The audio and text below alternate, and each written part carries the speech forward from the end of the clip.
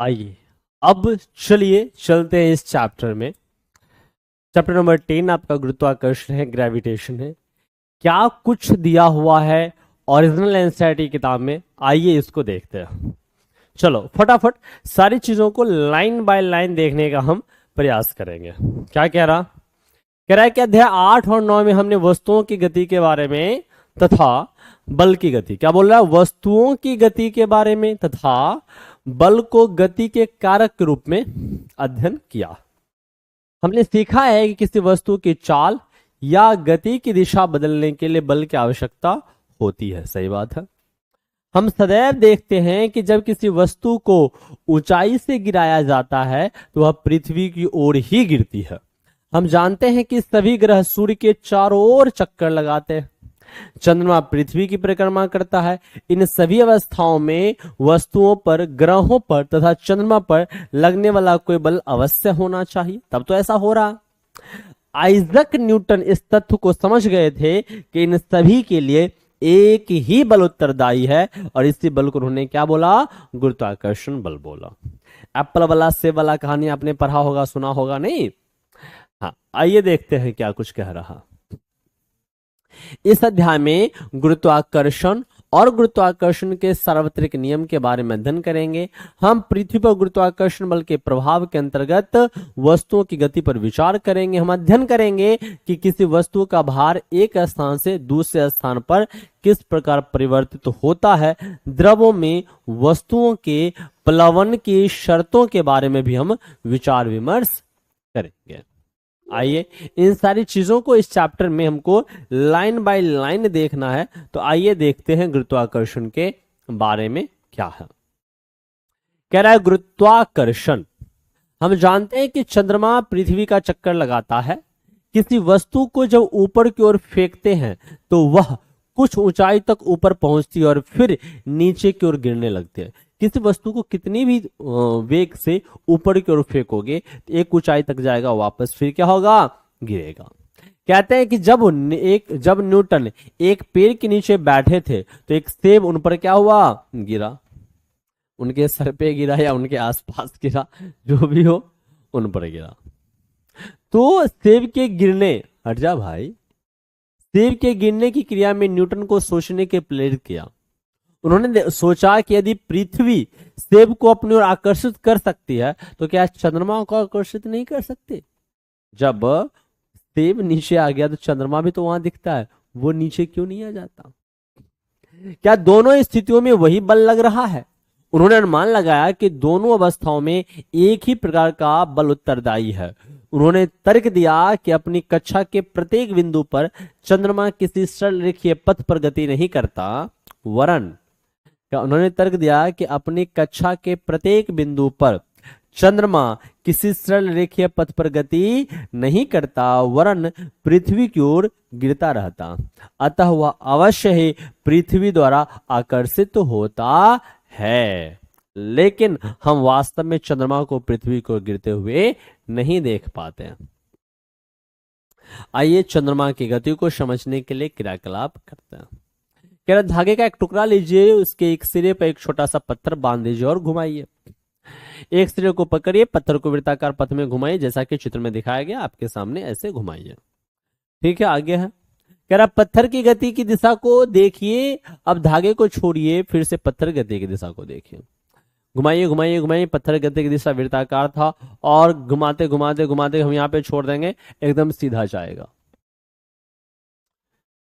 तो कह रहा है कि धागे को छोड़ने से पहले पत्थर एक निश्चित चाल से वृत्ताकार पथ में गति करता था तथा प्रत्येक बिंदु पर उसकी गति की दिशा बदलती है। दिशा के परिवर्तन में वेग परिवर्तन या त्वरण सम्मिलित है। जिस बल के कारण यह त्वरण होता है तथा जो वस्तु को वृत्ताकार पथ में गतिशील रखता है, वह बल केंद्र की ओर लगता है। वृत्ताकार पथ में जो वस्तु को गति करने के लिए त्वरित रखता है वो किधर लगता है, केंद्र की ओर लगता है। वह बल केंद्र की ओर लगता है, इस बल को अभी केंद्र बल कहते हैं। इस बल की अनुपस्थिति में पत्थर एक सरल रेखा, अगर यह भी केंद्र नहीं होगा तो सीधे उधर फेंका जाएगा। तो कह रहा है इस बल की अनुपस्थिति में पत्थर एक सरल रेखा में मुक्त रूप से गतिशील हो जाता और यह सरल रेखा वृत्तीय पथ पर स्पर्श रेखा होती है। स्पर्श रेखा मतलब जिस बिंदु पर बात करेंगे उस पर टेंजेंट। ये हुआ स्पर्श रेखा किसको बोलते हैं? वृत्त के किसी बिंदु को टच करते हुए कोई लाइन गुजरता है उसको बोलते हैं स्पर्श रेखा। कोई सरल रेखा जो वृत्त से केवल एक ही बिंदु पर मिलती है वृत्त पर स्पर्श रेखा कहलाती है। इस चित्र में सरल रेखा ए बी सी एक बिंदु बी पर स्पर्श रेखा है बी से। ये बात आपको समझ में आ गया होगा। कह रहा है कि पृथ्वी के चारों ओर चंद्रमा की गति अभिकेंद्र बल के कारण होता। पृथ्वी के, ये पृथ्वी है, पृथ्वी के चारों ओर जो चंद्रमा है, ये चंद्रमा की गति जो होते हैं ना किसके कारण? अभिकेंद्र बल के कारण होती है। ये सेंटर की तरफ बल लगता है उसके कारण होती है और केंद्र की तरफ लगने वाले बल को अभिकेंद्र बल सेंट्रीपिटल फोर्स बोला जाता। पृथ्वी के चारों चंद्रमा की गति अभिकेंद्र बल का कारण होता है। अभिकेंद्र बल पृथ्वी के आकर्षण बल के कारण मिल पाता। अभिकेंद्र बल किसके कारण? पृथ्वी के आकर्षण बल के कारण मिल पाता। यदि ऐसा कोई बल ना हो तो चंद्रमा एक समान गति से सरल रेखावती पर क्या होगा? पथ पर चलता रहेगा। यह देखा गया कि गिरता हुआ सेब पृथ्वी को आकर्षित होता है। क्या सेब भी पृथ्वी को आकर्षित करता है? यदि ऐसा है तो हम पृथ्वी को सेब की ओर गति करते हुए क्यों नहीं देखते? ये सवाल तो मन में आता है। तो इस सवाल के लिए आगे इन्होंने खुद सोचा। गति के तीसरे नियम के अनुसार सेब भी पृथ्वी पर आकर्षित करता, लेकिन गति के दूसरे नियम के अनुसार, गति के तीसरे नियम के अनुसार सेब भी क्या करता है? पृथ्वी को अपनी ओर आकर्षित करता है। लेकिन गति के दूसरे नियम के अनुसार किसी दिए गए बल के लिए त्वरण वस्तु के द्रव्यमान के व्युत्क्रमानुपाती होता। किसी दिए गए बल के लिए त्वरण, किसी दिए गए बल के लिए त्वरण वो क्या होगा? वस्तु के द्रव्यमान के लिए, जैसे F बराबर m ए, तो A बराबर क्या होगा?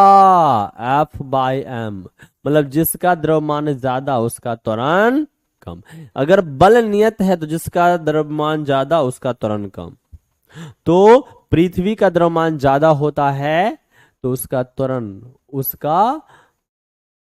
क्या होगा? कम। पृथ्वी की अपेक्षा सेब का द्रव्यमान नगण्य है, इसलिए हम पृथ्वी को सेब की ओर गति करते नहीं देखते। इसी तरह का विस्तार यह जानने के लिए कीजिए कि पृथ्वी चंद्रमा की ओर गति क्यों नहीं करते। हमारे सौर परिवार में सभी ग्रह सूर्य की परिक्रमा करते हैं, सभी ग्रह सूर्य की परिक्रमा करते हैं। पहले की भांति तर्क करके हम कह सकते हैं कि सूर्य तथा ग्रहों के बीच एक बल विद्यमान है। उपरोक्त तथ्यों के आधार पर न्यूटन ने निष्कर्ष निकाला कि केवल पृथ्वी ही सेब और चंद्रमा को आकर्षित नहीं करती, बल्कि विश्व के सभी पिंड एक दूसरे को आकर्षित करते हैं और वस्तुओं के बीच यह जो आकर्षण बल है वही क्या है? गुरुत्वाकर्षण बल। ये जो आकर्षण बल है वही क्या है? गुरुत्वाकर्षण बल है। गुरुत्वाकर्षण का सार्वत्रिक नियतांक क्या, नियम क्या? यूनिवर्सल ग्रेविटेशनल लॉ क्या? कह रहा है विश्व का प्रत्येक पिंड प्रत्येक अन्य पिंड को एक बल से आकर्षित करता है जो दोनों पिंडों के द्रव्यमान के गुणनफल के समानुपाती। दो वस्तु है, उन दोनों वस्तुओं के बीच में जो गुरुत्वाकर्षण बल लग रहा वो गुरुत्वाकर्षण बल दोनों पिंडों के द्रव्यमान के गुणनफल का समानुपाती होता। मतलब दोनों पिंडों का द्रव्यमान जितना ज्यादा होगा उसके बीच आकर्षण बल भी उतना ज्यादा होंगे और साथ ही साथ दूरी के वर्ग का क्या होता है?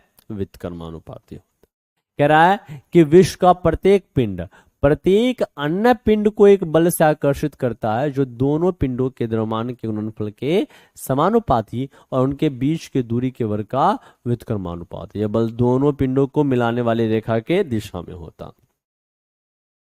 दोनों पिंडों को मिलाने वाली रेखा के दिशा में ये क्या होता है? ये बल काम करता है। ये इसको अपनी तरफ खींचता है, ये इसको अपनी तरफ खींचता है।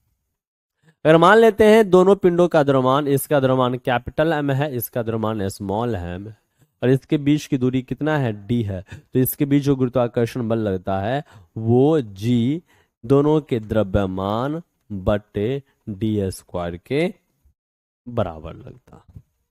ये क्या है? ये गुरुत्वाकर्षण बल का फॉर्मूला।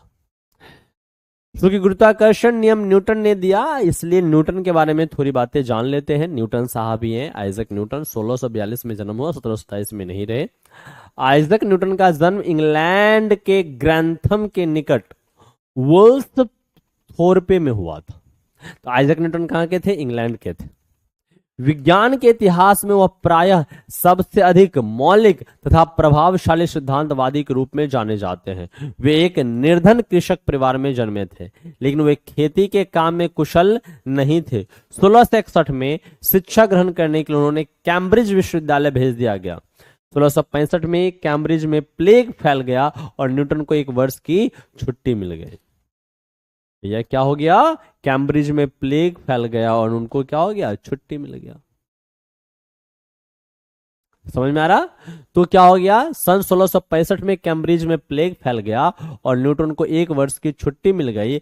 ऐसा कहा जाता है कि इसी वर्ष उन्होंने उनके ऊपर सेब गिरने की घटना घटित हुई थी। भाई साहब वेल्ला बैठे हुए थे, ये मजाक में बोल रहा हूं बस, सॉरी। तो वो जब छुट्टी मिल गई कैम्ब्रिज विश्वविद्यालय से, तो किसी सेब के पेड़ के नीचे बैठे हुए थे तो उनके सर पे सेब गिरा था। उसी समय की घटना। इस घटना ने न्यूटन को चंद्रमा को उसकी कक्षा में बनाए रखने वाले बल और गुरुत्व बल के बीच संबंध की संभावना की खोज करने को प्रेरित किया। इससे उन्होंने गुरुत्वाकर्षण का सार्वत्रिक नियम खोज निकाला। विशिष्ट बात यह है कि उनसे पहले भी बहुत से महान वैज्ञानिकों ने गुरुत्व के बारे में जानते थे, किंतु वे उसके महत्व को समझने में असफल रहे। समझ में आया? और सब वैज्ञानिक महत्व को जानते थे लेकिन उसको समझने में असफल रहे। न्यूटन भाई साहब ने गति के सुप्रसिद्ध नियमों का प्रतिपादन किया। उन्होंने प्रकाश और रंगों के सिद्धांतों पर कार्य किया। उन्होंने खगोलीय परीक्षणों के लिए खगोलीय दूरदर्शी की रचना की। न्यूटन एक महान गणितज्ञ भी थे। उन्होंने गणित की एक नई शाखा की खोज की जिसे कैलकुलस बोला जाता है। और जब आप 11th में गए होंगे तो कैलकुलस नहीं, आय हाय। तो कह रहा है उन्होंने एक नई शाखा की खोज की जो बहुत इंपॉर्टेंट है, कैलकुलस। इसका उपयोग उन्होंने यह सिद्ध करने के लिए किया कि किसी एक समान घनत्व वाले गोले के बाहर स्थित वस्तुओं के लिए गोले का व्यवहार इस प्रकार का होता है जैसे कि उसका संपूर्ण द्रव्यमान उसके केंद्र पर स्थित हो। न्यूटन अपने गति के 3 नियमों और गुरुत्वाकर्षण के सार्थक नियम से भौतिकी विज्ञान के ढांचे को बदल दिया। 17वीं शताब्दी की प्रमुख वैज्ञानिक क्रांति में न्यूटन भाई साहब का भी नियम रहा के रूप में न्यूटन ने कोपरनिकस, कैप्लर ने ग्रहों के गति का नियम दिया। ग्रहों के गति का नियम दिया। केपलर ने क्या दिया? ग्रहों के गति का नियम दिया। कोपरनिकस, गैलीलियो तथा अन्य के योगदान को अपने कार्यों के साथ एक नई शक्तिशाली संश्लेषण के रूप में सम्मिश्रित किया। यह एक विशिष्ट बात है कि उस समय तक गुरुत्वीय सिद्धांत का सत्यापन नहीं हो सका था, यद्यपि उसकी सत्यता के बारे में कोई संदेह नहीं था। इसका कारण था कि न्यूटन का सिद्धांत ठोस वैज्ञानिक तर्कों पर आधारित था और गणित से उसकी पुष्टि भी की गई थी। इससे यह सिद्धांत सरल और परिष्कृत हो गया। ये विशेषताएं आज भी किसी अच्छे वैज्ञानिक सिद्धांत के लिए अपेक्षित है। कहने का मतलब कि जो चीजें ऐसे थ्योरेटिकल था उसको न्यूटन साहब ने क्या किया? मैथमेटिकली सारी बातों को साबित किया। कह रहा है कि न्यूटन ने व्युत्क्रम वर्ग नियम का अनुमान कैसे लगाया? क्या है व्युत्क्रम वर्ग नियम? आइए देखते हैं। कह रहा है ग्रहों की गति के अध्ययन में सदैव से ही हमारी गहरी रुचि रही है। 16वीं शताब्दी तक अनेक खगोल शास्त्रियों ने ग्रहों की गति से संबंधित बहुत से आंकड़े एकत्रित कर लिए थे। जोहान्स कैप्लर ने इन आंकड़ों के आधार पर 3 नियम व्युत्पन्न किए जिन्हें कैप्लर के नियम कहा गया। और ये नियम किस प्रकार हैं? तो इस प्रकार है कैप्लर के नियम, एग्जाम में भी पूछे जाता है। पहला नियम कहता है कक्षा का नियम। पहला नियम को क्या बोलते हैं? कक्षा का नियम बोला जाता। दूसरे नियम को क्या बोला जाता है? क्षेत्र का नियम या क्षेत्रफल का नियम। क्षेत्रफल का नियम या फिर क्षेत्र का नियम। और तीसरा क्या बोला जाता है? परिक्रमण काल का नियम। क्या बोला जाता है? परिक्रमण काल का नियम बोला जाता। तो पहले नियम को बोला था कक्षा का नियम, दूसरे नियम को बोला था क्षेत्र का नियम, और तीसरे नियम को बोला जाता है परिक्रमण काल का नियम। आइए देखते हैं क्या कह रहा। कह रहा प्रत्येक ग्रह की कक्षा एक दीर्घवृत्त होती है। प्रत्येक ग्रह की कक्षा कैसी होती है? दीर्घवृत्त होती है। और सूर्य इस दीर्घवृत्त के एक फोकस पर, या तो यहां या तो यहां, कहीं एक पर, यहां नहीं तो यहां, कहीं एक पर सूरज रहता है, जैसा कि निम्न चित्र में दिखाया गया है। इस चित्र में सूर्य की स्थिति को ओ से दर्शाया गया। आगे होगा, सूर्य और ग्रह को मिलाने वाली रेखा समान समय में समान क्षेत्रफल तय करती है। सूर्य और ग्रह को मिलाने वाली रेखा समान समय में समान क्षेत्रफल तय करती है। इस प्रकार यदि ए से बी तक गति करने में लगा समय सी है तो डी से डी तक, ये आगे देख लेंगे। कह रहा सूर्य से किसी ग्रह की औसत दूरी का घन उस ग्रह से सूर्य के परिक्रमण काल के वर्ग के समानुपाती होता है, और R cube proportional to T square होता। ये क्या है? आइए इधर देखें। यह जानना महत्वपूर्ण है कि ग्रहों की गति की व्याख्या करने के लिए केपलर कोई सिद्धांत प्रस्तुत नहीं कर सके। न्यूटन ने ही यह दिखाया कि ग्रहों की गति, कह रहा है कि यह जानना महत्वपूर्ण है कि ग्रहों की गति की व्याख्या करने के लिए केपलर कोई सिद्धांत प्रस्तुत नहीं कर सके। न्यूटन ने ही यह दिखाया कि ग्रहों की गति का कारण गुरुत्वाकर्षण का वो बल है जो सूर्य उन पर लगाता है। सूर्य ग्रहों पर बल लगाता है जिसके कारण सूर्य के चारों तरफ ग्रह चक्कर लगाते। इस बात को सत्यापित न्यूटन ने किया। न्यूटन ने केपलर के तीसरे नियम, न्यूटन ने केपलर के तीसरे नियम का उपयोग गुरुत्वाकर्षण बल का परिकलन करने में किया। पृथ्वी का गुरुत्वाकर्षण बल दूरी के साथ घटता जाता। एक सरल तर्क इस प्रकार है, हम कल्पना कर सकते हैं कि ग्रहों की कक्षाएं वृत्ताकार है। कल्पना करने के लिए बोल रहा है, ग्रहों की कक्षाएं ऐसी हैं, वृत्ताकार है, ऐसा कल्पना करने के लिए ये बोल रहा। तो आइए देखते हैं क्या कह रहा है कि मान लीजिए कि कक्षीय वेग भी ग्रह की कक्षा की त्रिज्या आर है, तब परिक्रमा करते हुए ग्रह पर लगने वाला बल क्या होगा? तो बल क्या होगा? भी स्क्वायर बाय आर। जैसे कोई ये वृत्ताकार पाथ है, उस पर कोई वस्तु गति कर रहा है या ग्रह गति कर रहा है, तो इसका वेग भी है और इसकी त्रिज्या आर है, तो इस पर लगने वाला वेग क्या होगा? बल क्या होगा? भी स्क्वायर बाय आर होगा। तो कह रहा है कि इस पर लगने वाला बल क्या होगा? तो भी स्क्वायर बाय आर। यदि परिक्रमण काल क्या है? टी है, तब भी बराबर क्या होगा? 2 पाई आर बाय टी। कैसे निकला? तो देखो, यहां से कोई ग्रह चलना शुरू हुआ तो पूरा एक चक्कर लगाएगा, तो एक चक्कर 2 पाई आर, एक चक्कर किसका? वृत्त की परिधि के बराबर, और डिवाइडेड बाय टाइम टी। तो 2 पाई आर बाय टी क्या हो जाता है? चाल या वेग। तो ये वेग हो गया 2 पाई आर बाय टी, अर्थात V square proportional to R square by T square. कैसे हुआ? सोच समझो। F proportional V square by R, तो F proportional V square by R, और भी बराबर 2 पाई आर बाय टी। तो यहां भी के पे 2 पाई आर बैठाएंगे तो 2 पाई आर का स्क्वायर बाय टी, नहीं भी के पे इतना, तो इसका भी स्क्वायर होगा, ओके, इनटू 1 बाय आर, ऐसा होगा। तो 2 का स्क्वायर 4 कट गया, पाई से मतलब नहीं था, आर स्क्वायर बाय क्या होगा? टी स्क्वायर हो जाएगा। तो R square by T square हो जाएगा। तो ये हो गया कि आर स्क्वायर बाय 2। इस संबंध में इस प्रकार भी लिखा जा सकता है कि V square proportional 1 by R into R cube by T square. R square by T square था तो आर आर से ऊपर नीचे गुना किया, R square by T square था तो ऊपर भी आर से गुना किया तो आर क्यू हो गया, और नीचे 1 बाय आर हो गया। तो कह रहा है क्योंकि R cube by T square Kepler के तीसरे नियम के अनुसार क्या स्थिरांक है, तो ये स्थिरांक हो गया। तो V square proportional to 1 by R, इससे F proportional V square by R के साथ संयोजित करने पर हमें प्राप्त होता है कि F proportional to 1 by R square. ऐसे भी याद रखिएगा, जो भी बल है ना वो दूरी का व्युत्क्रमानुपाती होता है, दूरी के वर्ग का व्युत्क्रमानुपाती होता है। दूरी अगर हम बढ़ाएंगे तो बल क्या होगा? घटेगा।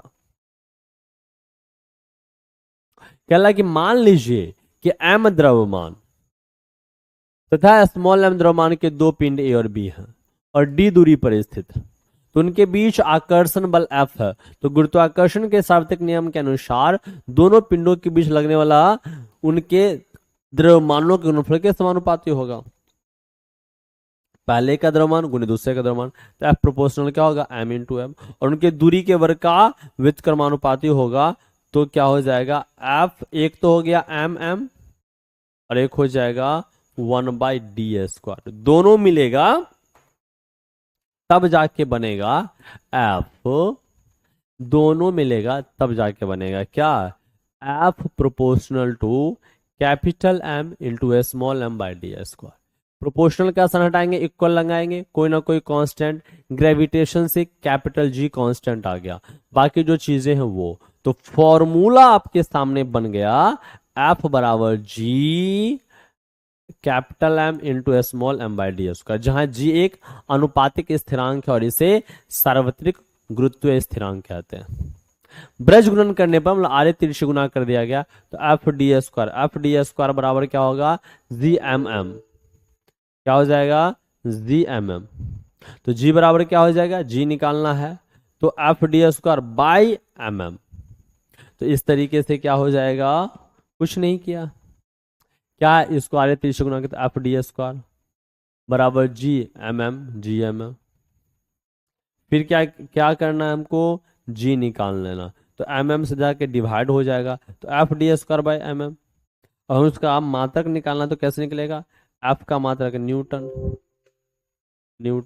D मतलब डिस्टेंस, इसका मात्रक मीटर, अब मीटर का स्क्वायर, इसका द्रव्यमान हो गया, E भी मास है, मास का इसका भी द्रव्यमान का kg हो जाएगा, तो न्यूटन मीटर स्क्वायर बटे kg² हो गया। बात क्लियर है क्या, यही चीजें ये आपको बता रहा। कह रहा है कि हेनरी कैवेंडिश 1731-1810 के बीच रहे ने एक सुग्राही तुला का उपयोग करके कैपिटल G का मान ज्ञात किया। तो आपसे पूछेगा कैपिटल G का मान किसने ज्ञात किया, तो हेनरी कैवेंडिश ने। G का वर्तमान मान क्या है 6.673 into 10⁻⁻11 newton metre square by kg²। हम जानते हैं कि किन्हीं भी दो वस्तुओं के बीच आकर्षण बल विद्यमान होता, आप अपने तथा समीप बैठे अपने मित्र के बीच लगने वाले इस बल के मान का अभिकलन कीजिए। निष्कर्ष निकालिए कि आप इस बल का अनुभव क्यों नहीं कर पाते। इसलिए नहीं कर पाते क्योंकि इस फॉर्मूला में क्या है, कैपिटल G है, और कितना भी बल रहे कैपिटल G से गुना होगा तो वैल्यू लगभग 0 के बराबर ही आएगा। जैसे मान लेता हूं मैं कि किसी का वेट है 50 किलो, किसी का वेट है 100 किलो, और कोई दूरी r के 1 मीटर की दूरी पे है, तो ये कितना भी हो जाएगा, तो 5000 हो जाएगा, लेकिन इसके साथ गुना है 6.67 10⁻11। -11 कहने का मतलब होता है 11 को 0 से भाग देंगे। सोचो इतना से जब भाग देंगे तो ये लगभग 0.0000 समथिंग समथिंग मिलेगा। इसका मतलब बहुत कम बल लगता है। इसलिए आपसे एग्जाम में पूछेगा कि सबसे दुर्बल बल या कमजोर बल कौन सा है, तो यही गुरुत्वाकर्षण बल। करे यह नियम सार्वत्रिक इस अभिप्राय से है कि यह सभी वस्तुओं पर लागू होता है, चाहे ये वस्तुएं बड़ी हो या छोटी, चाहे खगोलीय हो या व्युत्क्रम वर्ग। एफ डी के वर्ग के व्युत्क्रमानुपाती होता है। एफ जो है 1/d²। कह रहा इस कथन का अर्थ हुआ कि अगर डी 6 गुना हुआ, ये 6 गुना हुआ, तो स्क्वायर में 36 गुना से बल घट जाएगा। इसका ये मतलब हुआ। ये बात क्लियर है। ये छोटा सा एक न्यूमेरिकल दे दिया। पृथ्वी का द्रव्यमान इतना होता है 6 × 10⁻24 के, याद रखिएगा। चंद्रमा का द्रव्यमान 7.4 × 10⁻22 के। यदि पृथ्वी और चंद्रमा के बीच की दूरी है 3.85 × 10⁵ किलोमीटर, तो पृथ्वी और चंद्रमा के बीच लगाए गए बल कुछ नहीं है। F बराबर क्या होता है, G m1 m2/r²। G तो ये G गुना करेंगे किस में, इसमें बट्टे इतना का स्क्वायर करेंगे, यही तो हो जाएगा। क्या करना है, कुछ नहीं करना। क्या करना है, G M M by d square, G यहां से यहां तक, द्रव्यमान पृथ्वी का इतना गुने चंद्रमा का द्रव्यमान इतना डिवाइडेड बाय डी स्क्वायर, उनके बीच की दूरी का स्क्वायर करें, सॉल्व करेंगे तो 2.02 इंटू 10⁻20 न्यूटन आया। कोई दिक्कत नहीं है। तो कह रहा है पृथ्वी द्वारा चंद्रमा पर लगाया गया बल इतना ही न्यूटन का हुआ। अब कह रहा है गुरुत्वाकर्षण के सार्वत्रिक नियम का महत्व क्या, गुरुत्वाकर्षण के सार्वत्रिक नियम का महत्व। तो कह रहा है गुरुत्वाकर्षण का सार्वत्रिक नियम अनेक परिघटनाओं की सफलतापूर्वक व्याख्या करता है जो असंबद्ध माने जाते थे। क्या क्या है, जैसे कह रहा हमें पृथ्वी से बांधे रखने वाला बल कौन सा है, गुरुत्वाकर्षण बल ही है, नहीं तो उड़ जाते हम लोग नहीं। अच्छा और सर, और तो पृथ्वी के चारों ओर चंद्रमा की गति किसके कारण होता है, पृथ्वी के चारों ओर चंद्रमा की गति, सूर्य के चारों ओर ग्रहों की गति, चंद्रमा सूर्य के कारण ज्वार भाटा का उठना, ज्वार भाटा टाइड उठते हैं, ये सभी के सभी किसके कारण होते हैं, तो गुरुत्वाकर्षण के कारण होते हैं।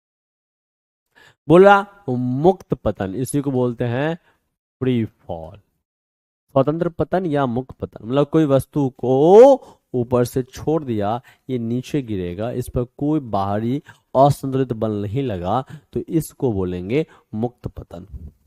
और मुक्त पतन होगा तो अगर बाहर से कोई बल नहीं लग रहा है, हवा का भी उस पर कोई प्रभाव नहीं पड़ रहा है, तो अलग अलग द्रव्यमान की वस्तु भी एक ही समान त्वरण से नीचे गिरती है। ये देखते हैं क्या कह रहा, हम जानते हैं कि पृथ्वी वस्तुओं को अपनी ओर आकर्षित करती है, पृथ्वी के इस आकर्षण बल को ही गुरुत्वीय बल बोलते हैं। मतलब जिस बल से पृथ्वी किसी वस्तु को अपनी तरफ खींचती है उसको बोलते हैं गुरुत्वीय बल या भार। बोलता अतः जब वस्तुएं पृथ्वी की ओर केवल इसी बल के कारण गिरती है तो हम कहते हैं कि वस्तुएं मुक्त पतन में है। क्या गिरती हुई वस्तुओं के वेग में कोई परिवर्तन होता है, गिरते समय वस्तुओं की गति की दिशा में कोई परिवर्तन होता है, दिशा में परिवर्तन नहीं लेकिन वेग बढ़ते जाता, लेकिन पृथ्वी के आकर्षण के कारण वेग के परिमाण में परिवर्तन होता है। सही बात है, वेग में कोई परिवर्तन त्वरण को उत्पन्न करता है। जब भी कोई वस्तु पृथ्वी की ओर गिरती है तो त्वरण कार्य करता है, यह त्वरण पृथ्वी के गुरुत्वीय बल के कारण होता है, इसलिए इसको क्या बोलते हैं, पृथ्वी का गुरुत्वीय बल या पृथ्वी का गुरुत्वीय त्वरण कहा जाता है। इसको किस डिनोट करते हैं, स्मॉल जी से डिनोट किया जाता है, इसका मतलब मीटर पर सेकंड स्क्वायर होता है। मीटर पर सेकंड स्क्वायर ही क्यों होता है, क्योंकि त्वरण है, त्वरण का मात्रक मीटर पर सेकंड स्क्वायर होता। कह रहा गति के दूसरे नियम जिससे बल का व्यंजक प्राप्त होता है F बराबर ma, तो गति के दूसरे नियम से हमें ज्ञात है कि बल द्रव्यमान और त्वरण का गुणनफल होता है, F बराबर m इंटू a होता। ठीक है, कह रहा है कि हम पहले से ही जानते हैं कि मुक्त रूप से गिरती हुई वस्तु में गुरुत्वीय बल के कारण त्वरण लगता है तथा और इसे जिससे निर्दिष्ट करते हैं, इसीलिए गुरुत्वीय बल का परिमाण F द्रव्यमान तथा गुरुत्वीय त्वरण के गुणनफल के बराबर होगा, F बराबर mg। जनरली क्या होता है, F बराबर ma होता है, लेकिन एक पे क्या होगा, g होगा, तो F बराबर mg होगा। कह रहा है कि F बराबर mg होता है और F बराबर हम जानते हैं G M M by R square या डी स्क्वायर, और F बराबर mg हो गया, दोनों बराबर कर दिया, g बराबर क्या हो गया, G M by R square. कैसे आया, तो भाई हम जानते हैं F बराबर mg और साथ में हमने फॉर्मूला पढ़ा F बराबर G M M by R square. तो ये दोनों LHS बराबर दोनों RHS भी क्या हो गया, बराबर हो गया, तो mg बराबर g capital M into small m by R square हो जाएगा। तो ये क्या हो गया सर, देखो स्मॉल m से स्मॉल m कट गया तो g बराबर हो गया G M by R square, और गुरुत्वीय त्वरण का यही तो फॉर्मूला होता है G M by R square, या r के जगह r बोलिए या d बोलिए एक ही बात, r बोलिए या फिर d बोलिए एक ही बात। इतना बात आपको समझ में आ गया। जहां पर m पृथ्वी का क्या है, m पृथ्वी का द्रव्यमान, d वस्तु तथा पृथ्वी के बीच की दूरी है। मान लीजिए कि एक वस्तु पृथ्वी पर या इसकी सतह के पास है। समीकरण 7 में दूरी डी पृथ्वी की त्रिज्या r के बराबर होगी। इस प्रकार पृथ्वी की सतह या उसके समीप रखी गई वस्तुओं के लिए, मतलब कह रहा है कि कोई पृथ्वी है और वस्तु इसके नजदीक है या उसके सतह पर है, तो जितना पृथ्वी का त्रिज्या होगा वही तो दोनों के बीच की दूरी होगी ना, ये कहना चाह रहा। तो g बराबर क्या हो गया, gm/r² होगा, जो ये बता रहा है, हमने आपको बता दिया। कह रहा है कि पृथ्वी ये पूर्ण गोल नहीं है, पृथ्वी की त्रिज्या ध्रुवों से विषुवत, ऐसा है ना, ध्रुव यहां है, विषुवत यहां है, तो ध्रुवों पर विषुवत वृत्त की अपेक्षा अधिक होता। ध्रुवों पर क्या होता है, कहता है कि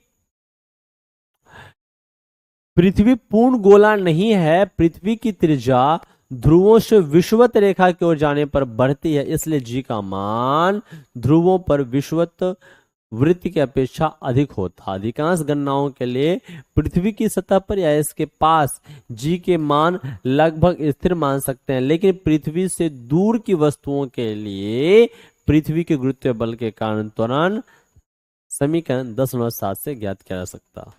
देखो ये क्या कहना चाह रहा, ये कह रहा है कि भैया ये ध्रुव है, ये विषुवत रेखा, ठीक है क्या, ध्रुव है और ये क्या है, विषुवत रेखा, और g बराबर क्या होता है, gm/r²।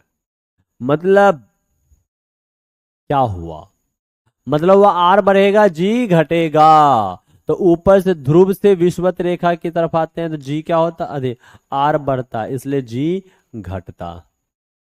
समझ में आ रहा, इसका त्रिज्या ज्यादा, इसका त्रिज्या कम, तो विषुवत रेखा पर r ज्यादा होता है, इसलिए g का मान कम होता है। ये बातें कहना चाह रहा। गुरुत्वीय त्वरण g के मान का परिकलन कीजिए, कैलकुलेशन करना। गुरुत्वीय त्वरण g के मान का परिकलन करने के लिए हमें 10.9 में g, m और r के मान रखने होंगे। क्या होता है, g बराबर gm/r² होता है, सिंपल सी बात।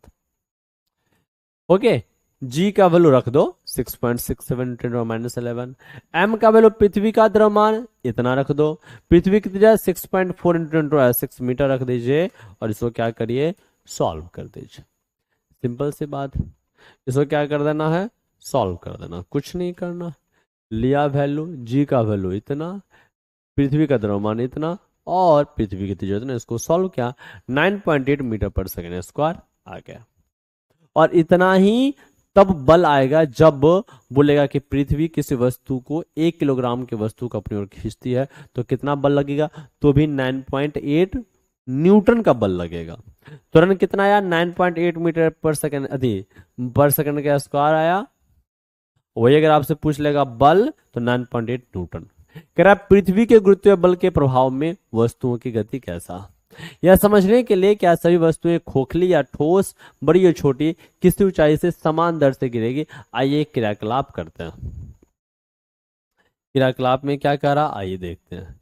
क्रियाकलाप में कह रहा, कागज के एक सीट और एक पत्थर लीजिए, दोनों को किसी इमारत की पहली मंजिल से एक साथ गिराइए। देखिए क्या दोनों धरती पर एक साथ पहुंचते हैं, क्योंकि हवा है तो कागज की सीट धीरे धीरे धीरे धीरे गिरेगा, लेकिन पत्थर जल्दी गिरेगा। हम देखते हैं कागज धरती पर पत्थर की अपेक्षा कुछ देर से पहुंचता है, ऐसा वायु के प्रतिरोध के कारण होता है। गिरती हुई गतिशील वस्तुओं पर घर्षण के कारण वायु प्रतिरोध लगाती है। कागज पर लगने वाला वायु का प्रतिरोध पत्थर पर लगने वाले प्रतिरोध से अधिक होता है। इस प्रयोग को यदि हम कांच के जार में करेंगे जिसमें से हवा निकाल दी गई है, तो कागज और पत्थर एक ही दर से क्या होगा, नीचे। अगर हवा या घर्षण बल काम नहीं करे तो दोनों अलग अलग द्रव्यमान की वस्तुएं, रुई हो और पत्थर, दोनों साथ गिरेंगे तब जब हवा ना हो। लेकिन जब हवा हो गया तो जो भारी होगा वो पहले गिरेगा। क्या हम जानते हैं कि मुक्त पतन में वस्तु त्वरण का अनुभव करती है। वस्तु द्वारा अनुभव किया जाने वाला यह त्वरण उसके द्रव्यमान पर निर्भर नहीं करता। पूछा जाता है कैसे, ध्यान में रहेगा, तो भैया फॉर्मूला ही है gm/r²। ये पृथ्वी का द्रव्यमान है, ये पृथ्वी की त्रिज्या, तो वस्तु का द्रव्यमान वाला फॉर्मूला में है ये नहीं है। जब भी एग्जाम में पूछेगा कि कौन किसी पर निर्भर करता है कि नहीं करता है, ये बताइए, तो देखना है कि फॉर्मूला में वो वाला टर्मोलॉजी है या नहीं जिस पे पूछा जा रहा। अगर है तो उस पर निर्भर करता है, नहीं है तो नहीं करता। इसका अर्थ हुआ कि सभी वस्तुएं खोखले या ठोस, बड़ी या छोटी, एक ही देर से नीचे गिरनी चाहिए। या कहानी के अनुसार इस विचार की पुष्टि के लिए खगोलियों ने इटली में पीसा की हुई झुकी मीनार से बिन वस्तुओं को गिराया था। सोचिए जरा, ये लोग कितना मेहनत करते हैं, और हम लोग जो है कह रहा है कि क्योंकि पृथ्वी के निकट जी का मान क्या होता है, स्थिर होता, अतः एक समान त्वरित गति के सभी समीकरण त्वरण ए के स्थान पर जी रख दिया गया। तो v बराबर u प्लस ए टी था, तो v बराबर u प्लस जी टी हो गया। अरे बोलो, v बराबर u प्लस ए टी था तो फॉर्मूला हो गया v बराबर u plus g t. S बराबर t plus half at square था, तो एस को, दूरी को विस्थापन को ऊंचाई बोलेंगे, तो एस के जगह पे हो गया एच बराबर यू टी प्लस हाफ, ए के जगह पे टी लगा दिया, हाफ जी टी स्क्वायर। और भी स्क्वायर बराबर हो गया यू स्क्वायर प्लस टू, ए के जगह पे जी, एस के जगह पे एच। ये तीन फॉर्मूला हो गया। ये तीन क्या हो गया, फॉर्मूला आपको हो गया। ठीक है, आइए कह रहे हैं वस्तु u और v क्रमशः प्रारंभिक और अंतिम वेग और s वस्तु द्वारा t समय में चली की गई दूरी। इस समीकरण का उपयोग करते समय यदि त्वरण a वेग की दिशा में अर्थात गति की दिशा में लग रहा है तो इसको धनात्मक लेंगे।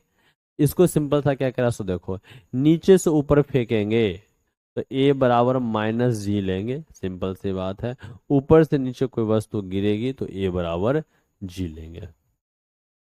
सिंपल सा ही कहना, नीचे से ऊपर फेंकेंगे तो ए की जगह पे माइनस जी, जैसे फॉर्मूला है u प्लस ए टी, और नीचे से ऊपर के लिए बनाना है तो फॉर्मूला हो जाएगा माइनस जी टी, और ऊपर से नीचे के लिए बनाना है तो फॉर्मूला हो जाएगा u प्लस जी टी। ये ऊपर ऊपर ऊपर जाने पर, ये ऊपर जाने पर, और ये हुआ नीचे आने पर। सिंपल सी बात, ऊपर फेंकेंगे तो ए के जगह पे माइनस जी लिखेंगे, और ऊपर से नीचे छोड़ेंगे तो ए के जगह पे प्लस जी लिखेंगे। सिंपल सा फंडा।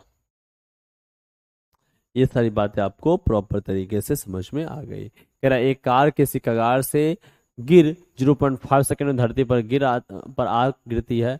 परिकलन में सरलता के लिए जी का मान इतना ले लिया गया, धरती पर टकराते समय कार की चाल क्या होगी, 0.5 सेकंड के दौरान इसकी औसत चाल क्या होगी। तो भैया ये सब निकाल लिया गया है उसी फॉर्मूला से।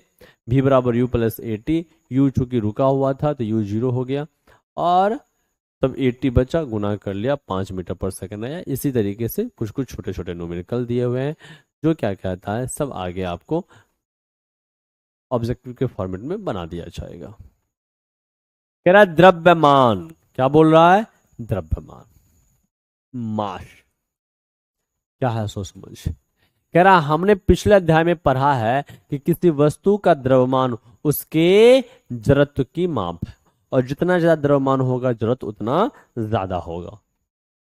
बोला हमने यह भी सीखा है कि जितना अधिक वस्तु का द्रव्यमान होगा उतना ही अधिक उसका जड़त्व भी होगा। किसी वस्तु का द्रव्यमान उतना ही रहता है चाहे वस्तु पृथ्वी पर हो, चंद्रमा पर हो, या फिर बाह्य अंतरिक्ष में हो। इस प्रकार वस्तु का द्रव्यमान स्थिर रहता है और एक स्थान से दूसरे स्थान पर जाने पर यह नहीं बदलता। एक स्थान से दूसरे स्थान पर जाने पर यह नहीं बदलता है। कौन, द्रव्यमान। और इसको एम से डिनोट करते हैं, इसका मात्रक केजी होता है। यह एक अदिश राशि है और यह जगह जगह पर नहीं बदलता। जबकि भार क्या है, तो भार एक गुरुत्व बल है जिस बल से पृथ्वी किसी वस्तु को अपनी ओर खींचती है। तो क्या कह रहा है कि हम जानते हैं कि पृथ्वी प्रत्येक वस्तु को एक निश्चित बल से आकर्षित करती है, और यह बल वस्तु के द्रव्यमान पृथ्वी के गुरुत्व बल के कारण उत्पन्न त्वरण पर निर्भर करता है। मतलब F बराबर क्या हो जाता है, m इंटू जी, और यही क्या है, भार के बराबर है। कह रहा किसी वस्तु का भार वह बल है जिससे पृथ्वी की ओर आकर्षित होती है। हमने पहले ही बता रखा, किसी वस्तु का भार वह बल है जिससे पृथ्वी की ओर आकर्षित होती है। हमें ज्ञात है कि F बराबर ma होता है। m के पे m, ए के पे g, तो यही जो हो गया ना W के बराबर हो गया।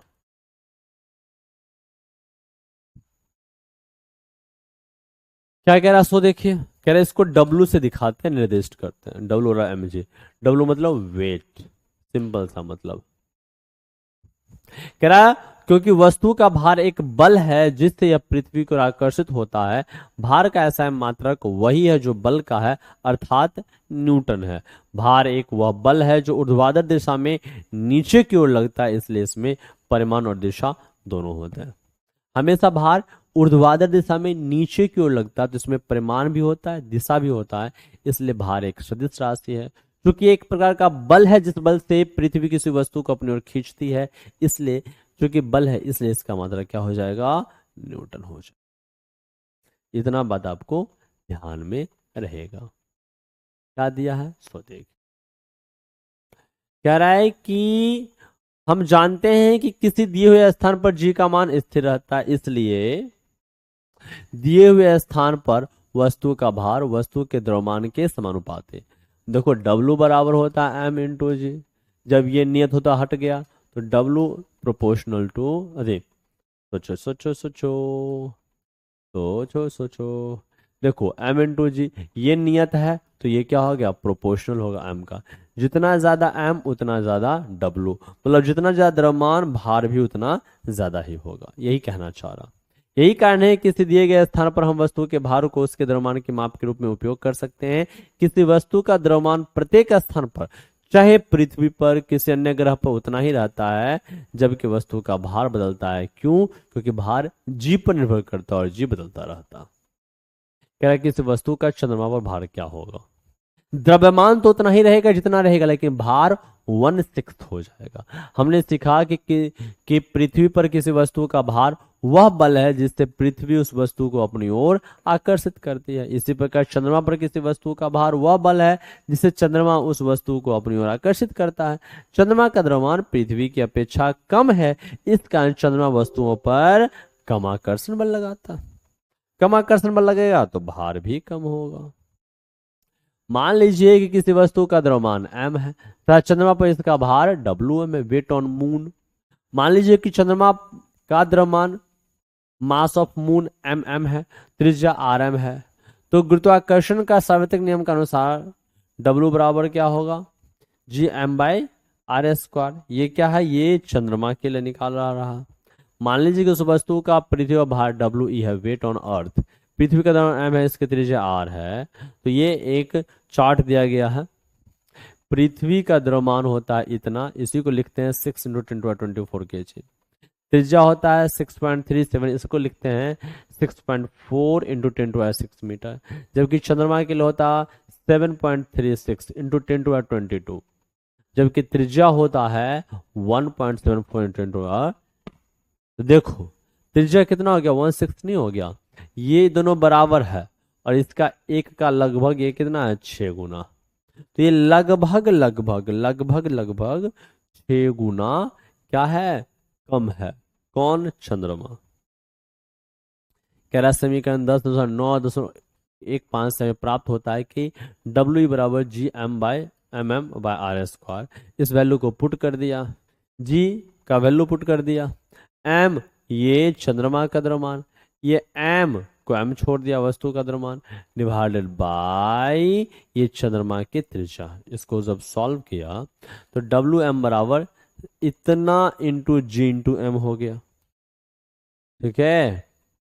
और WE क्या होता है, इतना इंटू जी इंटू एम। तो एवरेज निकालेंगे, एवरेज क्या होगा, तो देखो तो एवरेज क्या हो गया, डेसिमल के बाद 3 डिजिट 3 डिजिट, 10 पे पावर 11 है, ये 10 है तो -1 हो जाएगा, तो 0.165 या 1/6 हो जाता। ये क्या है, ये है आपको कि अगर वस्तु का भार चंद्रमा पर निकालूं, वस्तु का भार पृथ्वी पर निकालूं, तो ये किसके अनुपात में होगा, 1/6 के अनुपात में होगा। वस्तु का चंद्रमा पर भार क्या होता है, 1/6 इंटू इसका पृथ्वी पर भार। मतलब किसी वस्तु का पृथ्वी पर भार जितना होगा उसका 1/6 होता है, कहां पर, चंद्रमा पर होता है। इतनी बात क्लियर हो गई है क्या, इतनी बात क्लियर हो गई है क्या। जैसे एक छोटा सा चीज पूछ रहा, एक वस्तु का द्रव्यमान 10 किलोग्राम है, तो इसका भार कितना होगा? 10 किलोग्राम है, तो W बराबर होता है M इंटू जी। ये 10 किलोग्राम, जी होता है 9.8, तो कितना हो गया? 98 न्यूटन हो जाएगा। आ गया। इसी तरीके से छोटे छोटे छोटे छोटे क्वेश्चंस रहते हैं। लेकिन ये तो द्रव्यमान दिया 10 किलोग्राम, यही पूछता है चंद्रमा पर कितना होगा? 10 किलोग्राम। पृथ्वी पर कितना होगा? तो 10 किलोग्राम। तो भैया भार क्या होता है? वो बदलता है, लेकिन द्रव्यमान नहीं बदलता। समझ में आ रहा है क्या? तो यही सारी चीजें दी गई है जो हमने आपको बता दिया। कितना होता है? 1.67 न्यूटन। तो 1.67 आप याद रख सकते हैं। अब इसका सेकेंड पार्ट क्या है? प्रणोद तथा दाब। देखो आइए समझाता हूं। मैं आपको बल, प्रणोद और दाब में अंतर समझाता हूं। बल क्या होता है? कोई वस्तु है, उसकी स्थिति, उसकी जो गति, उसकी दिशा, उसका शेप, साइज, उसमें परिवर्तन लाएगा या ट्राई करेगा, उसको बल बोलेंगे। तो बल किसी भी दिशा में लग सकता। लेकिन प्रणोद, जिसको थ्रस्ट बोला जाता है, प्रणोद को क्या बोला जाता है? थ्रस्ट बोला जाता। थ्रस्ट क्या होता है?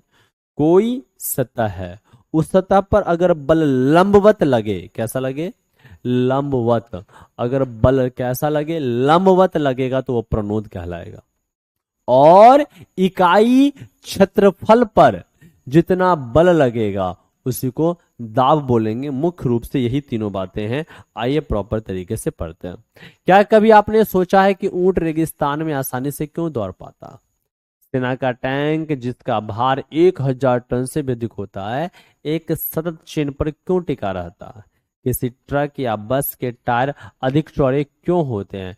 काटने वाले औजारों की धार तेज क्यों होती है? कभी सोचा है आपने? क्या आपने कभी सोचा है? कह रहा है कि इन प्रश्नों का उत्तर जानने के लिए तथा इनमें शामिल परिघटनाओं को समझने के लिए दी गई वस्तु पर एक विशेष दिशा में लगने वाले नेट बल, प्रणोद तथा प्रति इकाई क्षेत्रफल पर लगने वाले बल, दाब की अवधारणा से परिचय कराना सहायक होगा। प्रणोद तथा दाब का अर्थ समझने के लिए आइए निम्नलिखित स्थितियों पर विचार करें। स्थिति 1 क्या कर रहा है? स्थिति समझते हैं। स्थिति 1 कह रहा, किसी बुलेटिन बोर्ड पर आप एक चार्ट लगाना चाहते हैं, जैसा कि चित्र 10.3 में दर्शाया गया। यह कार्य करने के लिए आपको ड्राइंग पिन लगाना पड़ेगा। ठीक है, तो वो पिन चला जाता है उसमें। क्यों? क्योंकि उसका क्षेत्रफल कम होता है। क्षेत्रफल कम होता है तो दाब ज्यादा होता है, जो आपके सामने दिया गया। अंगूठे से दबाना होगा। इस अवस्था में आप पिन के शीर्ष चपटे भाग के सतह क्षेत्रफल पर बल लगाते हैं। बल बोर्ड की सतह के लंबवत लगता है। यह बल पिन की नोक पर अपेक्षाकृत छोटे क्षेत्रफल पर लगता है। सही बात है। क्या करते हैं? अगर हमको चार्ट चिपकाना है तो पिन लगाते हैं, अंगूठा से दबाते हैं, तो उसका क्षेत्रफल कम होता है, तो क्या होता है? वह आसानी से दब जाता है। कह चार्ट लगाने के लिए ड्राइंग पिन को अंगूठे से बोर्ड के लंबवत दबाया जाता है। कह आप शिथिल ढीले रेत पर खड़े होते हैं, आपके पैर रेत में गहरे धंस जाते हैं। अब रेत पर लेटिए, आप देखेंगे कि आपका शरीर रेत में पहले जितना धंसता था उतना अब नहीं धंसेगा। मतलब आप ऐसे खड़े हैं, पैर रखेंगे, पैर धंसा, लेकिन लेट जाएंगे तो आप ज्यादा नहीं धंसेंगे। क्यों? क्योंकि क्षेत्रफल बढ़ा। क्षेत्रफल बढ़ता है तो दाब घट जाता। F बराबर F बाई ए बराबर होता है P। क्षेत्रफल बढ़ेगा, दाब घट जाएगा। दाब घट जाएगा तो ज्यादा नहीं धंसेगा। अगर आप पढ़ चुके हैं कि भार ऊर्ध्वाधर दिशा में नीचे की ओर लगने वाला बल है। यहाँ बल रेत की सतह के लंबवत लग रहा है। किसी वस्तु की सतह के लंबवत लगने वाले बल को क्या बोलते हैं? प्रणोद बोलते हैं। हमने आपको बताया किसी वस्तु की सतह के लंबवत लगने वाले बल को क्या बोला जाता है? प्रणोद। लंबवत लगने वाले बल को प्रणोद बोला जाता है। कह रहा है कि जब आप शिथिल रेत पर खड़े होते हैं तो बल अर्थात आपके शरीर का भार आपके पैरों के क्षेत्रफल के बराबर क्षेत्रफल पर लग रहा होता है। जब आप लेट जाते हैं तो वही बल आपके शरीर के पूरे सही के क्षेत्रफल के बराबर क्षेत्रफल पर लगता है। जिसके कारण क्या होता है, दाब कम हो जाता। इस प्रकार समान प्रमाण के बलों का भिन्न भिन्न क्षेत्रफलों पर भिन्न भिन्न प्रभाव होता है। उपरोक्त स्थिति में प्रणोद समान है लेकिन उसके प्रभाव अलग अलग हैं, इसलिए प्रणोद का प्रभाव उस क्षेत्रफल पर निर्भर है जिस पर वह लगता है। रेत पर प्रणोद का प्रभाव लेटे हुए की अपेक्षा खड़े होने की स्थिति में अधिक है। प्रत्येक अंक क्षेत्रफल पर लगने वाले प्रणोद को क्या बोला जाता है, क्षेत्रफल बोला जाता। प्रति एकांक क्षेत्रफल पर लगने वाले प्रणोद को दाब बोला जाता है और दाब बराबर होता है प्रणोद थ्रस्ट बाय एरिया। दाब बराबर क्या होता है, थ्रस्ट बाय एरिया। क्या कह रहा है सो देखो, कह रहा है समीकरण 2.20 में प्रणोद क्षेत्रफल के ऐसा मात्रक प्रतिस्थापित करने पर हमें दाब का ऐसा मात्रक मिलता। इसका न्यूटन, इसका मीटर स्क्वायर, न्यूटन पर मीटर स्क्वायर, या इसी को पास्कल भी कहा जाता है। पास्कल वैज्ञानिक का नाम है, उसके नाम पे रख दिया गया। इतनी बात आपको समझ में आ गई, क्लियर है क्या?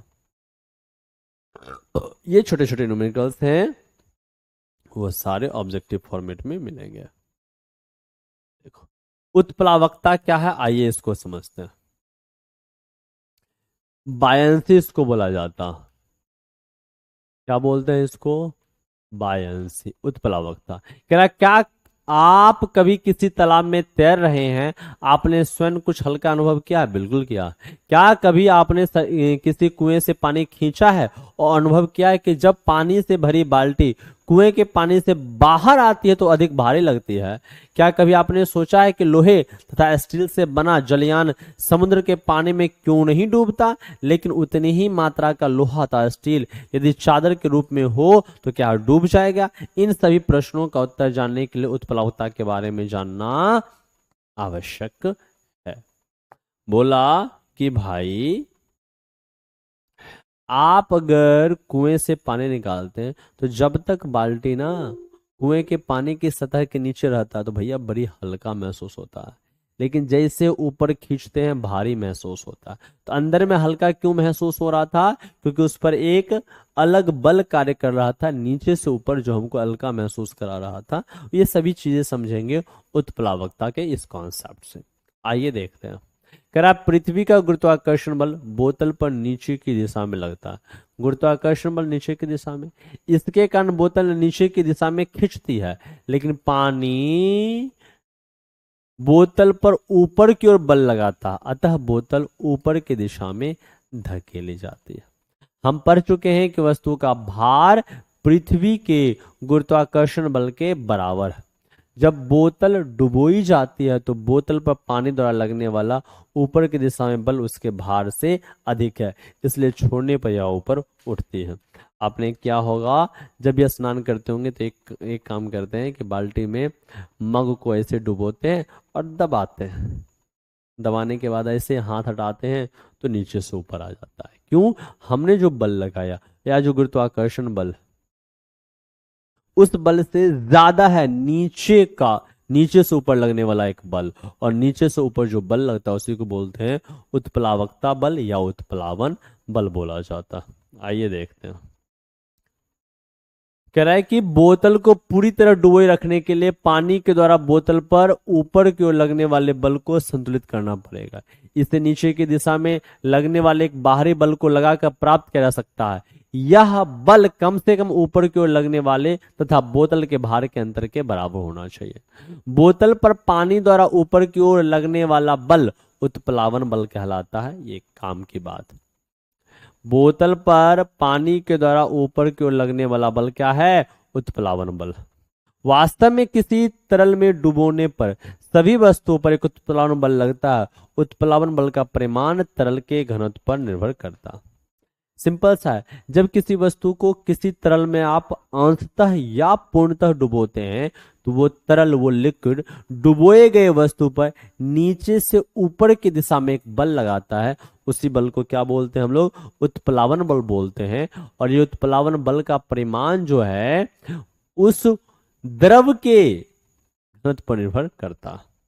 कह रहा पानी की सतह पर रखने पर वस्तुएं तैरती या डूबती क्यों हैं, ये हमको बात करना, और ये भी घनत्व पर निर्भर करता है। आइए क्या कह रहा है सो देखो।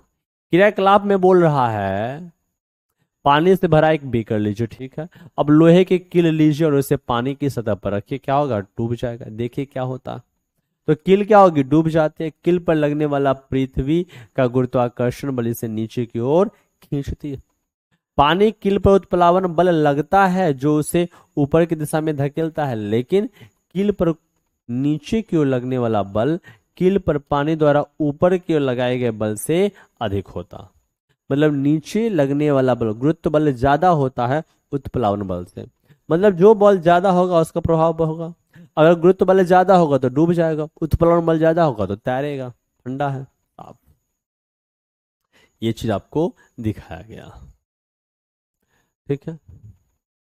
कह रहा है दूसरा क्रियाकलाप, पानी से भरा एक बीकर लीजिए, 1 किलो और एक समान द्रव्यमान का एक कॉर्क का टुकड़ा लीजिए, पानी की सतह पर रखिए, देखिए और क्या होता है उसको, तो कील नीचे चला जाएगा और कॉर्क का टुकड़ा तैरने लगेगा। कह रहा है कॉर्क तैरता है जबकि कील डूब जाती है, ऐसा उनके घनत्वों में अंतर के कारण होता। किसी पदार्थ का घनत्व उसके एकांक आयतन के द्रव्यमान को कहते हैं। घनत्व किसे कहते हैं आइए से देख लेते हैं। पदार्थ का घनत्व उसके एकांक आयतन के द्रव्यमान को कहते हैं। डेंसिटी बराबर होता है मास बाय वॉल्यूम। इकाई आयतन में जो कुल द्रव्यमान होगा वही घनत्व होगा। डेंसिटी बराबर मास बाय वॉल्यूम, और इसका मात्रक होगा मास का केजी, वॉल्यूम का मीटर क्यूब, तो केजी पर मीटर क्यूब होगा। बोला है इसका अर्थ है कि कॉर्क पर पानी का उत्प्लावन बल कॉर्क के भार से अधिक है, इसलिए यह तैरता। कॉर्क पर पानी का उत्प्लावन बल कॉर्क के भार से यह अधिक है, इसलिए तैरेगा। लोहे की कील का घनत्व पानी के घनत्व से अधिक है, इसलिए जिसका अधिक होगा वो डूब जाएगा। इसका अर्थ है कि लोहे की कील पर पानी का उत्प्लावन बल लोहे की कील के भार से कम है। इसका अर्थ है कि लोहे की कील पर पानी का उत्प्लावन बल लोहे की कील के भार से कम है, इसलिए डूब जाते हैं। इस प्रकार द्रव के घनत्व से कम घनत्व की वस्तुएं द्रव पर तैरती है, द्रव के घनत्व से अधिक घनत्व की वस्तुएं द्रव में डूब जाती है। कोई द्रव है, उस द्रव का कुछ ना कुछ घनत्व होगा, उस घनत्व से ज्यादा घनत्व वाला कोई वस्तु अगर रखेंगे तो वस्तु डूब जाएगा, और उससे कम घनत्व वाला कोई वस्तु रखेंगे तो वस्तु तैरेगा। सिंपल सा फंडा। आर्किमिडीज का सिद्धांत क्या है आइए इसको समझते हैं।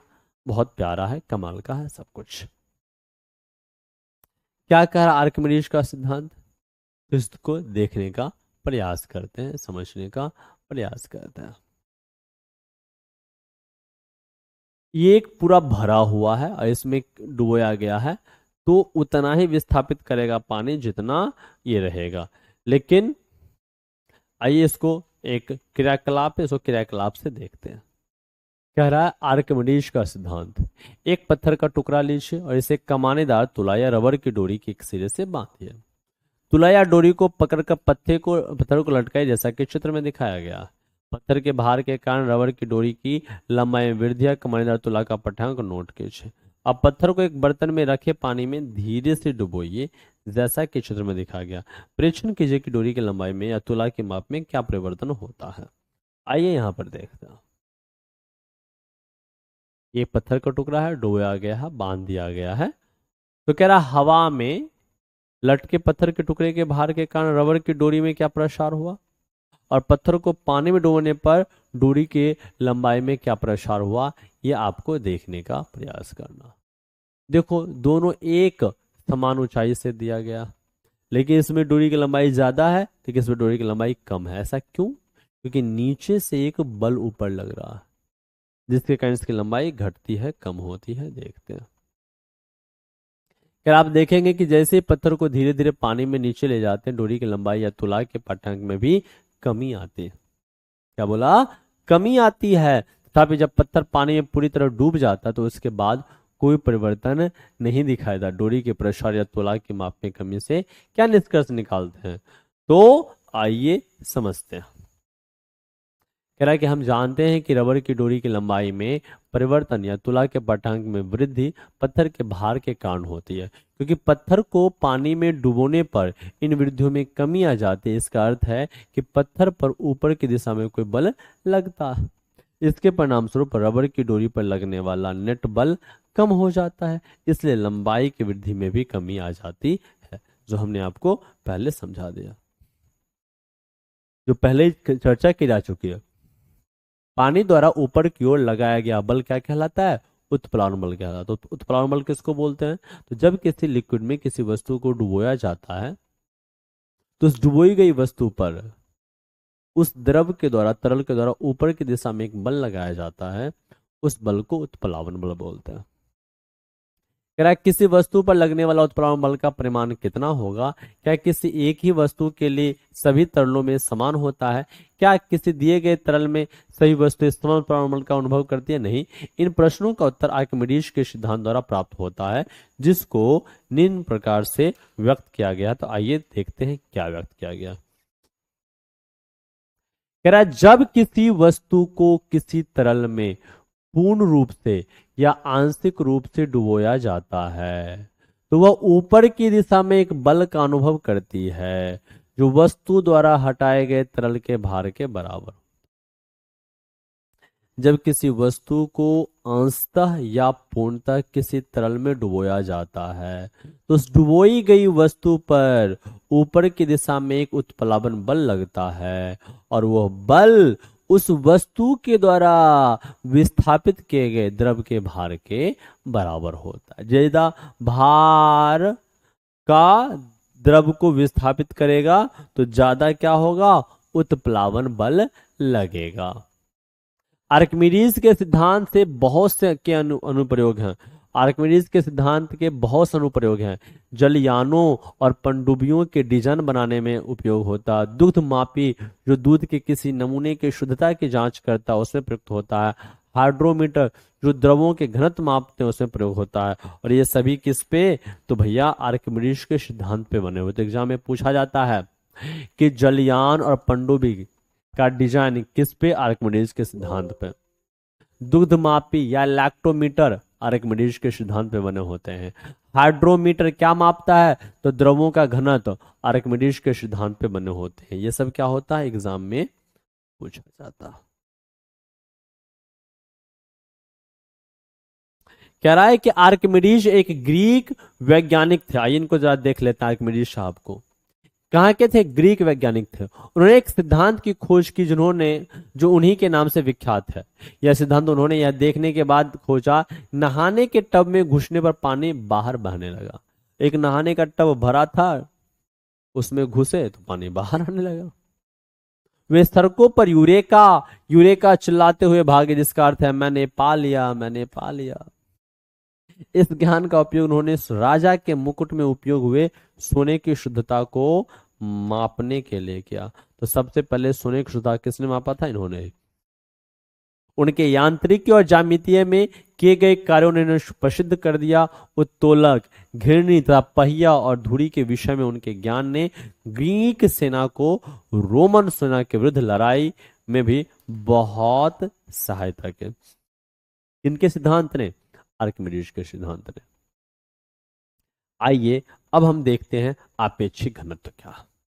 आपेक्षिक घनत्व कह रहा आप जानते हैं कि किसी वस्तु का घनत्व उसके प्रति इकाई एकांक आयतन के द्रव्यमान को कहते हैं। हमने बताया घनत्व का मात्रक किलोग्राम प्रति मीटर क्यूब है, बता रखा है। विशिष्ट परिस्थितियों में किसी पदार्थ का घनत्व सदैव समान रहता, अतः किसी पदार्थ का घनत्व उसका एक लाक्षणिक गुण होता है या भिन्न भिन्न पदार्थों के लिए भिन्न भिन्न होता है। उदाहरण के लिए सोने का घनत्व 19,300 किलोग्राम प्रति मीटर क्यूब है, जबकि पानी का घनत्व 1,000 किलोग्राम मीटर क्यूब है। बात सही है। तो अगर पानी का घनत्व 1 ले लिया जाएगा तो इसका सोने का 19.3 मतलब काफी भारी होगा। किसी पदार्थ के नमूने का घनत्व उस पदार्थ की शुद्धता की जांच में सहायता प्रदान कर सकता है। आइए देखते हैं। कह रहा किसी पदार्थ के घनत्व को पानी के घनत्व की तुलना में व्यक्त करना सुविधाजनक होता। कोई पदार्थ है उसका घनत्व कुछ होगा, कोई पदार्थ है उसका घनत्व कुछ होगा, लेकिन किसी पदार्थ को अगर हम पानी के घनत्व के रिस्पेक्ट में बताएं कि वो कितना गुना ज्यादा है या कम है, तो उसी को बोलेंगे आपेक्षिक घनत्व। किसको बोलते हैं आपेक्षिक घनत्व? देखो कह रहा है किसी पदार्थ का आपेक्षिक घनत्व उस पदार्थ का घनत्व व पानी के घनत्व का अनुपात है। मतलब किसी पदार्थ का आपेक्षिक घनत्व निकालना चाहते हैं, माना कि सोने का आपेक्षिक घनत्व निकालना चाहते हैं, तो ऊपर में सोने का घनत्व बटे पानी के घनत्व से भाग दे देंगे ना, तो सोने का आपेक्षिक घनत्व निकल जाएगा। मतलब जिसका आप आपेक्षिक घनत्व निकालना चाहते हैं उसी के घनत्व में पानी के घनत्व से भाग दे दीजिए। क्या है सो देखो, कह रहा आपेक्षिक घनत्व बराबर किसी पदार्थ का घनत्व बट्टे पानी का घनत्व। क्योंकि आपेक्षिक घनत्व समान राशियों का होता है तो घनत्व का मात्रक केजी पर मीटर क्यूब और नीचे भी केजी पर मीटर क्यूब, इसलिए कट जाएगा, इसलिए ये मात्रकहीन राशि है। और जो मात्रकहीन राशि होती है वो भी माहीन राशि होती है।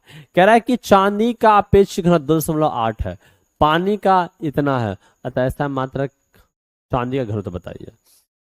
तो आपेक्षिक घनत्व दे दिया,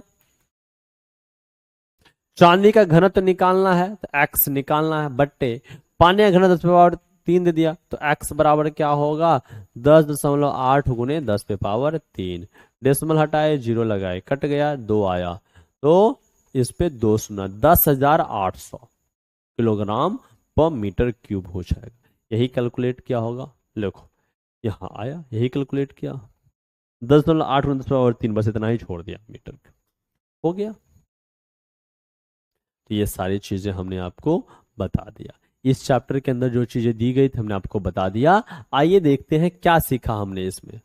तो कह रहा है गुरुत्वाकर्षण के नियम के अनुसार किन्हीं दो पिंडों के बीच आकर्षण बल उन दोनों के द्रव्यमानों के गुणनफल के समानुपाती और उनके बीच की दूरी के वर्ग का व्युत्क्रमानुपाती होता है। सही बात है, गुरुत्वाकर्षण बल m1 m2 के समानुपाती और उनके बीच की दूरी के वर्ग का व्युत्क्रमानुपात है। यह नियम सभी पिंडों पर लागू होता है, चाहे वो विश्व में कहीं भी हो, किसी भी आकार का हो, इसलिए इसको सार्वत्रिक गुरुत्वाकर्षण नियम कहा जाता है। गुरुत्वाकर्षण एक कैसा है? क्षीण बल है, तब जब तक कि बहुत अधिक द्रव्यमान वाले पिंड संबंध न हो। गुरुत्वीय बल पृथ्वी तल से ऊंचाई बढ़ने पर क्या होता है? कम होता है, या पृथ्वी तल के विभिन्न स्थानों पर वह परिवर्तित होता है और इसका मान ध्रुवों से विषुवत की ओर आने पर घटता। ये ध्रुव है, ये विषुवत है, तो ध्रुव से विषुवत की तरफ आएंगे तो जी का मान क्या होगा? घटेगा, और विषुवत से ध्रुव की तरफ जाएंगे तो जी का मान बढ़ेगा। किसी वस्तु का भार वह बल है जिससे पृथ्वी उसे अपनी ओर आकर्षित करती है। किसी वस्तु का भार द्रव्यमान और गुरुत्वीय त्वरण के गुणनफल के बराबर होता है। W बराबर होता है m × g। ध्यान में रहेगा क्या? यही चीजें आपको बोल रहा है। कह रहा है सभी वस्तुएं किसी तरल में डुबोने पर उत्प्लावन बल का अनुभव करती हैं। जिस द्रव में वस्तुओं को डुबोया जाता है उसके घनत्व से कम घनत्व की वस्तुओं की सतह पर तैरती है। यदि वस्तु का घनत्व डुबोए जाने वाले द्रव से अधिक है तो द्रव में क्या होगा? डूब जाएगा। घनत्व ज्यादा तो वो डूब जाएगा, घनत्व कम तो वो तैरेगा। सिंपल सा। तो इस चैप्टर के अंदर जितनी चीजें थी सारी चीजों को हमने लाइन बाय लाइन पढ़ा दिया। अब इसके जो क्वेश्चंस होंगे ऑब्जेक्टिव फॉर्मेट वो भी आपको करा दिए जाएंगे। मुझे उम्मीद है कि ये सेशन आपको पसंद आया होगा। सारी चीजें हमने बड़ी प्यार से आराम से आपको बता दिया। तो आज के लिए हम इतना ही रखते हैं, मिलते हैं अगले चैप्टर में। तब तक के लिए खुद का ख्याल रखें। Bye bye, take care.